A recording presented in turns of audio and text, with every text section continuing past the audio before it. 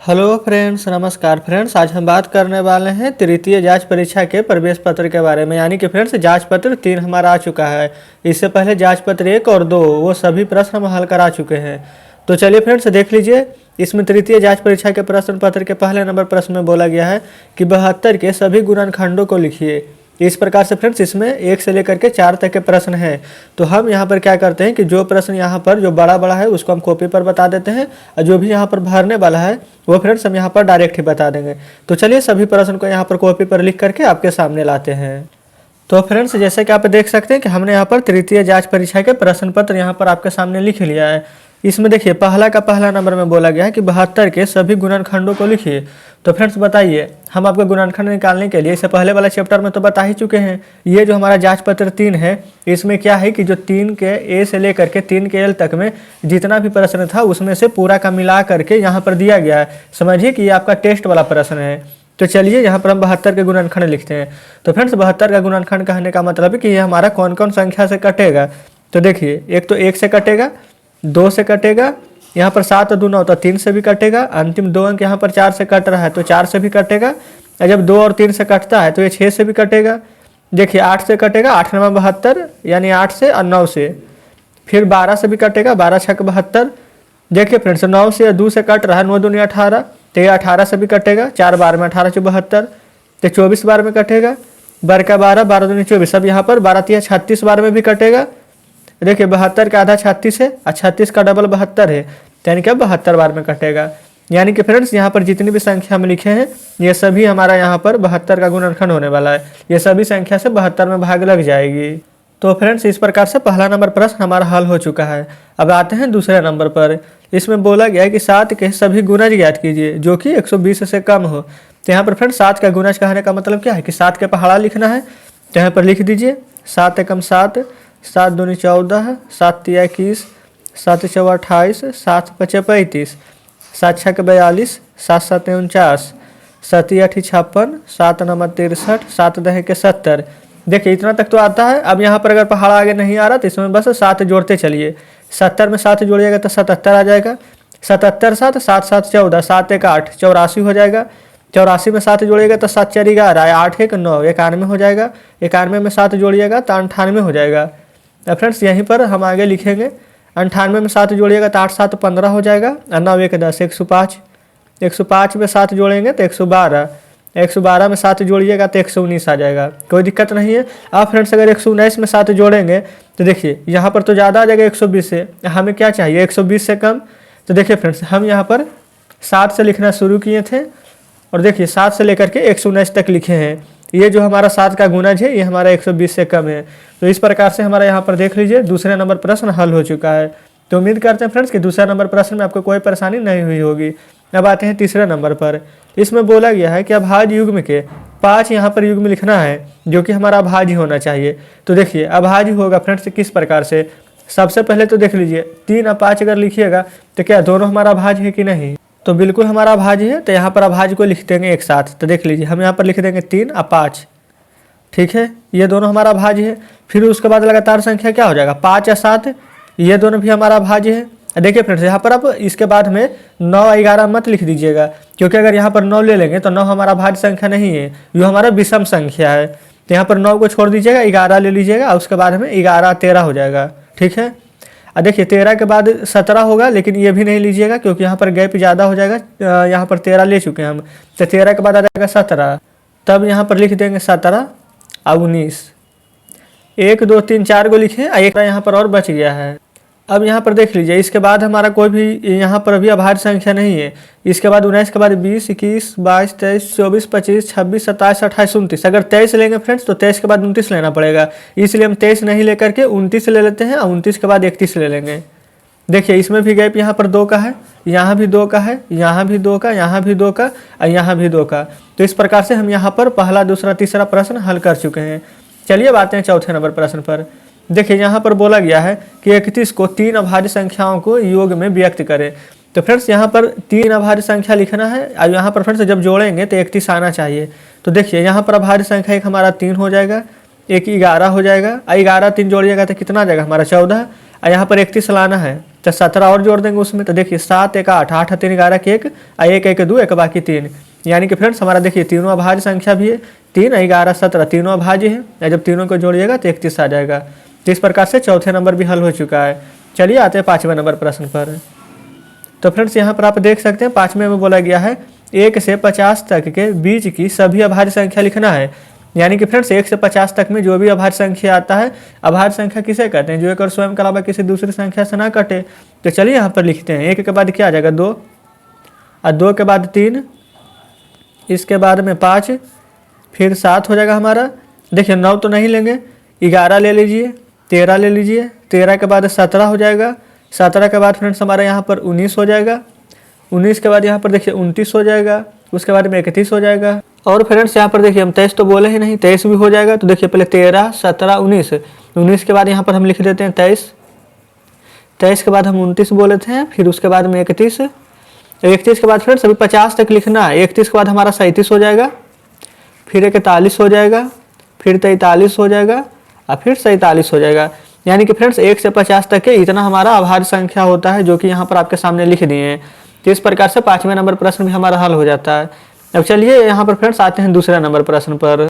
तो फ्रेंड्स आप देख सकते हैं कि बुक आपके सामने है। इसमें दूसरे का पहला नंबर में बोला गया है कि निम्नलिखित में रिक्त स्थानों का सबसे छोटा अंक लिखिए जिससे कि संख्या 3 से विभाज्य हो जाए। तो 3 से विभाज्यता का नियम क्या है कि जो संख्या का सभी अंक, यहाँ पर फ्रेंड्स अगर सभी अंकों का योग हमारा 3 से कट जाएगा तो संख्या भी हमारे 3 से पूरी पूरी कट जाएगी। तो यहाँ पर देखिए सबसे पहले सभी अंकों को यहाँ पर जोड़ लीजिए, खाली स्थान को भी छोड़ देना है आपको।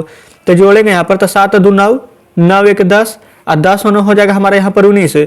यहाँ पर बोला गया कि सबसे छोटा अंक भरना है, तो सबसे छोटा तो 0 होगा, तो 19 में 0 जोड़िएगा तो 19 ही रहेगा, तो 3 से तो कटेगा नहीं, तो इसको छोड़ देंगे। अब 1 लेंगे तो 19 में 1 जोड़ेंगे तो 20 आ जाएगा, 3 से तो 20 भी नहीं कटेगा। लेकिन जब यहाँ पर जैसे ही 2 ले लेंगे तो हमारा 21 आ जाएगा, तो 3 से 21 कट जाएगा, तो यहाँ पर खाली स्थान की जगह 2 भराएगा। अब जोड़िए, यहाँ पर देखिए 2 2 4, 4 7 11, 11 1 12, अब 12 में 9 जोड़िएगा, देखिए 12 10 तो 22, 1 कम कर दीजिए तो 21, तो 3 से 21 कट जाएगा, तो यहाँ पर 2 भर दिए।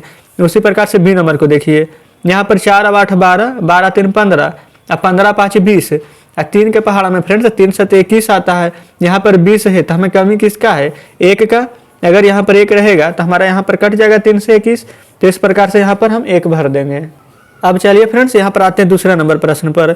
इसमें बोला गया कि निम्नलिखित में रिक्त स्थानों में सबसे बड़ा अंक लिखिए जिससे कि संख्या 3 से विभाज्य हो जाए। यहाँ पर था सबसे छोटा अंक, यहाँ पर है सबसे बड़ा अंक। तो देखिए 7 2 9, 9 1 10, और 10 9 19। प्रश्न यही वाला है फ्रेंड्स सेम। तो यहाँ पर 19 है, तो 3 के पहाड़ में तो 19 नहीं लगेगा। तो देखिए सबसे बड़ा अंक क्या हो जाएगा हमारा 9 हो जाएगा। तो 19 में अगर यहाँ पर देखिए आप 10 जोड़ते तो 29 आता, और 9 जोड़ेंगे तो 1 कम आएगा, यानी कि 28 आएगा। तो फ्रेंड्स देखिए 3 के पहाड़ा पढ़िएगा तो 3 9 27 आ जाता है, 28 तो आता नहीं है, तो यानी कि 1 कम, यानी कि इसमें 19 में अगर 8 जोड़िएगा तो हमारा यहाँ पर कितना आ जाएगा 9 8 17, 1 2, यानी कि 27 आ जाएगा। तो 8 अगर लिख देंगे यहाँ पर तो 3 से हमारे यहाँ पर 27 कट जाएगा। तो इस प्रकार से दूसरा का ये नंबर हल हो चुका है। अब देखिए बी में आइए, तो यहाँ पर देखिए 4 अब 8 12, 12 3 15, अब 15 5 यहाँ पर हो जाएगा 20। अब 20 में यहाँ भी अगर आप 9 जोड़िएगा तो 29 आ जाएगा, और 3 के पहाड़ा में तो 3 9 27 आता है, उसके बाद में तो 30। तो देखिए फ्रेंड्स यहाँ पर 30 तो भराएगा नहीं, तो यहाँ पर आ जाएगा 27, और जोड़ने पर हमारा आया है अभी 29। 9 अगर जोड़ेंगे तो 29 आएगा, 8 जोड़ेंगे तो यहाँ पर 28 आएगा, और जब 7 जोड़ेंगे तो 27 आएगा, तो 7 लिखेंगे।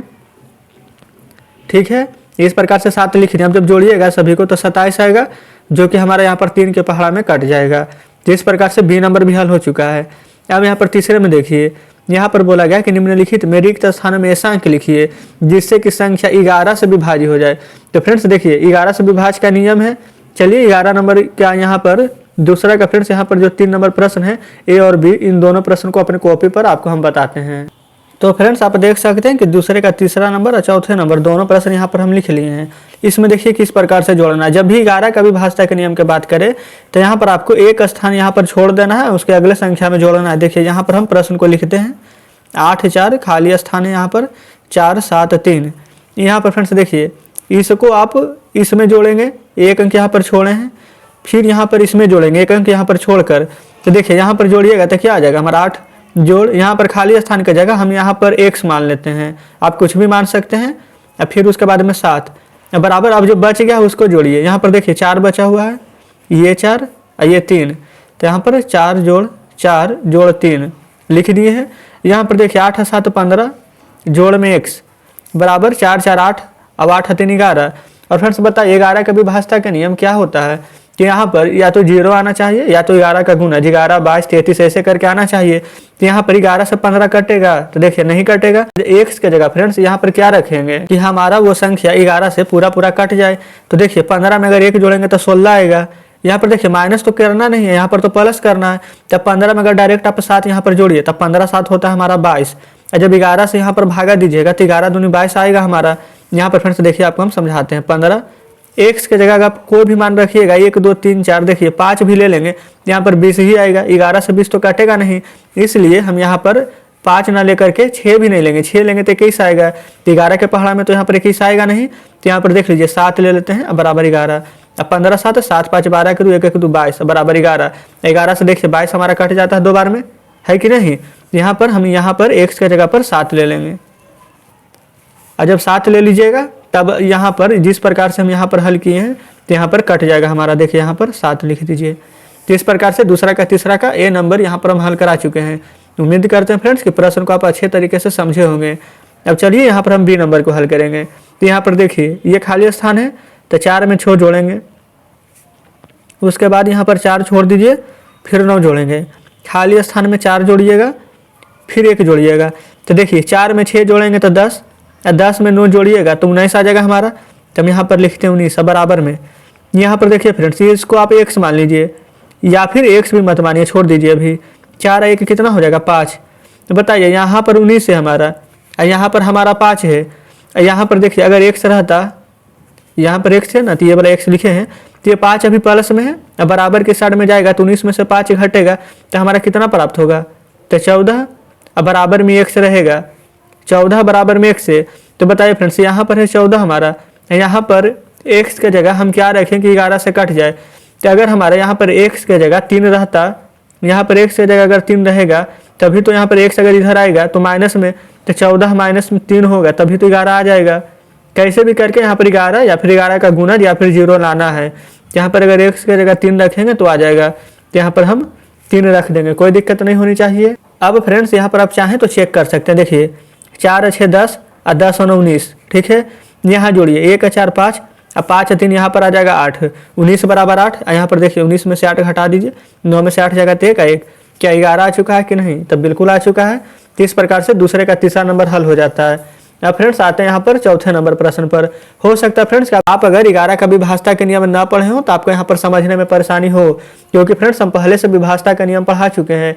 अगर आप वो वीडियो नहीं देखें तब मैथ शॉर्ट ट्रिक्स के नाम से हम प्लेलिस्ट बना दिए हैं, आप वहाँ से जा करके जरूर से देख सकते हैं। ठीक है फ्रेंड्स, अगर आपको लगता है कि यहाँ पर कुछ परेशानी है तो वीडियो को थोड़ा सा बैक करके फिर से देखिएगा। चलिए अभी हम फिलहाल आते हैं चौथे नंबर प्रश्न पर। इसमें देखिए बोला गया है कि निम्नांकित के सार्व गुणनखंड ज्ञात कीजिए। तो फ्रेंड्स देखिए सार्व गुणनखंड निकालने के लिए भी हम आपको बता चुके हैं। यहाँ पर 9 का, यहाँ पर 12 का, यहाँ 15 का, पहले आपको इसका गुणनखंड लिख देना है। तो फ्रेंड्स यहाँ पर 9 का गुणनखंड क्या हो जाएगा, 1 से कटेगा हमारा, 3 से कटेगा, स्वयं 9 से कटेगा, 12 1 से कटेगा, 2 से, 3 से, 4 से, यहाँ पर 6 से और 12 से, 15 फ्रेंड्स 1 से कटेगा, 3 से कटेगा, 5 से कटेगा। यहाँ पर कॉमन क्या है, यहाँ पर 3 है, यहाँ भी 3 है, यहाँ भी 3 है। कहने का मतलब फ्रेंड्स कि तीनों में हमारा यहाँ पर 3 कॉमन है।